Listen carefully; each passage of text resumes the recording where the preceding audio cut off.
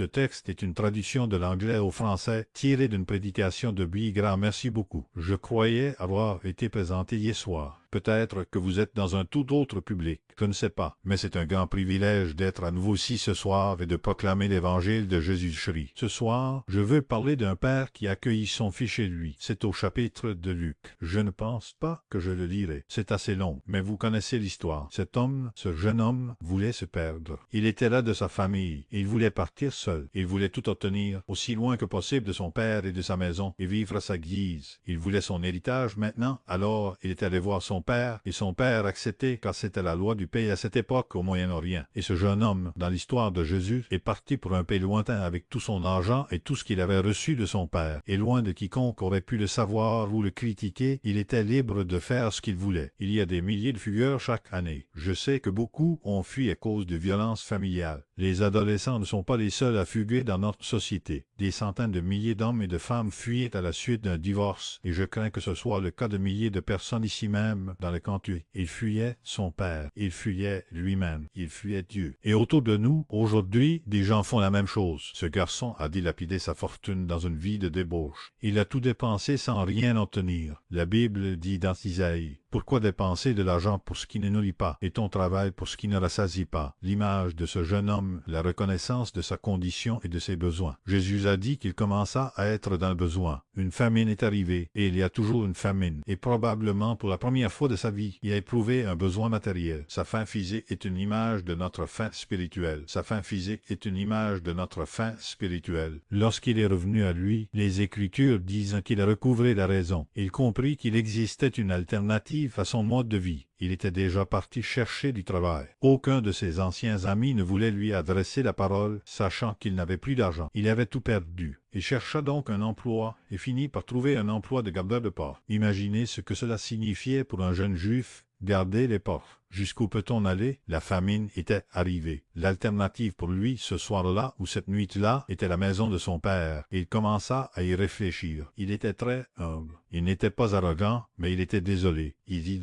je vais me lever et aller vers mon père. Il dit: voici ce que je vais dire à mon père. Père, j'ai péché contre le ciel et contre toi, et je ne suis plus digne d'être appelé ton fils. Sans arrogance, sans chercher à justifier ce qu'il avait fait. Il comprit qu'il avait péché et s'en remit à la miséricorde de son père. Les Écritures disent de ce jeune homme qu'il se leva et alla vers son père. Il se leva. Je vais vous demander ce soir de vous lever et de venir à Jésus. Mais ce n'est pas l'essentiel pour moi. L'essentiel, c'est ce que pense et fait le père. Pendant tout le temps où son fils était absent, le père attendait, priait, désirait ardemment revoir son fils. J'ai entendu un excellent sermon à la télévision sur ce sujet, prononcé par le Podostan, à la fois chirurgien et pasteur. Le Drostan a posé cette question: si vous deviez décrire le plus grand moment de la vie de Dieu, quel serait-il? Par exemple, a demandé le Drostan, le considéreriez-vous comme sa création? Il a répondu: réfléchissez un instant. Notre soleil crée un système gravitationnel si puissant qu'il maintient les autres planètes sur leur orbite parfaite et précise autour de lui. Notre soleil est si grand que, s'il était creux, il pourrait contenir 1 million de planètes aussi grosses que notre Terre. Certaines étoiles sont 100 fois plus grosses que notre soleil, et l'étoile la plus proche de nous est à plus de 8 milliards de kilomètres. Isaïe nous dit de lever les yeux et de regarder vers les cieux. Qui a créé tout cela? Lui qui fait sortir les étoiles une à une et les appelle chacune par leur nom. Pensez à tous ces millions, milliards et milliards d'étoiles et de mondes, et Dieu les appelle tout par leur nom. Ou considérez-vous la création de l'homme et de la femme par Dieu comme son plus grand moment? Et le Drosten a dit qu'à chaque fois qu'il pratiquait une intervention chirurgicale, ouvrait un corps et regardait à l'intérieur, il y avait un moment de mystère et d'émerveillement en raison de la profonde consistance du corps humain, jusque dans les plus infimes détails. Dieu est un Dieu grand. Il n'a ni commencement ni fin, et aucun de nous ne peut vraiment le comprendre, sauf lorsqu'il se révèle à nous. Mais il est venu un temps où l'homme s'est rebellé contre Dieu. Il avait la capacité de choisir. Il avait le libre arbitre. Et dans le jardin d'Éden, l'homme s'est rebellé contre Dieu. Dieu avait dit que cela devait être ainsi. Et ils ont dit: non, cela va être ainsi. Et c'est à ce moment-là que la communion avec Dieu a été rompue par l'homme. Et à partir de ce moment-là, le mot péché est entré dans le vocabulaire humain. L'homme a péché contre Dieu. Adam a péché et a transmis la capacité capacité de pécher à la génération suivante, jusqu'à vous et moi, de sorte que nous sommes tous pécheurs. La Bible dit que nous avons tous transgressé les lois de Dieu. Imaginez-vous que nous résistions au Dieu tout-puissant du ciel. En un instant cataclysmique, l'homme a rompu sa relation avec Dieu. Il a sombré dans le péché et s'est séparé de lui. Nous savons tous que quelque chose ne va pas dans le monde, mais nous ne savons pas comment y remédier. Mais Dieu ne nous a pas laissés seuls et prisonniers. Dieu est venu vivre avec nous. Dieu s'est rendu visible dans la chair humaine, selon Timothée.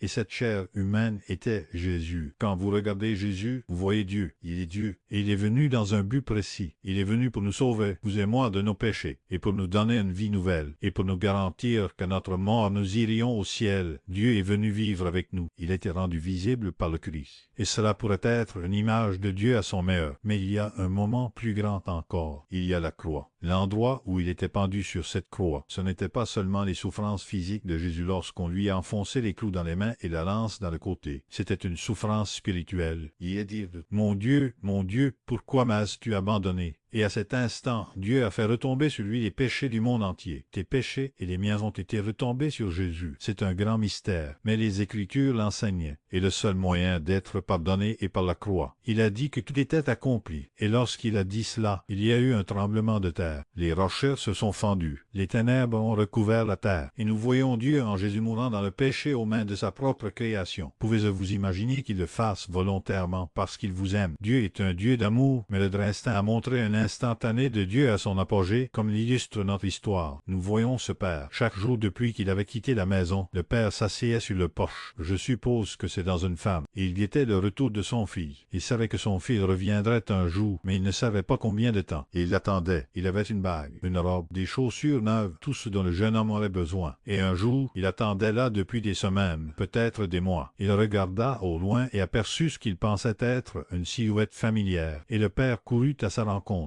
Le père ramassa ses vêtements. On ne fait pas ça dans ce monde oriental. Un père ne ramasserait jamais ses vêtements, mais ce père l'a fait. Et quand il arriva auprès de son fils, le père ne lui demanda pas où était tout l'argent. Il ne lui demanda pas le nom de toutes les femmes avec qui il avait couché. Il ne lui demanda pas s'il avait une maladie sexuellement transmissible. Il ne l'interrogea pas sur tous les péchés qu'il avait commis. Il ne lui demanda pas de se laver, de se dégriser ou de changer de vêtements. Son père ne le jugea ni ne le condamna. La Bible dit que le père se contenta de prendre son fils dans ses bras et de l'embrasser.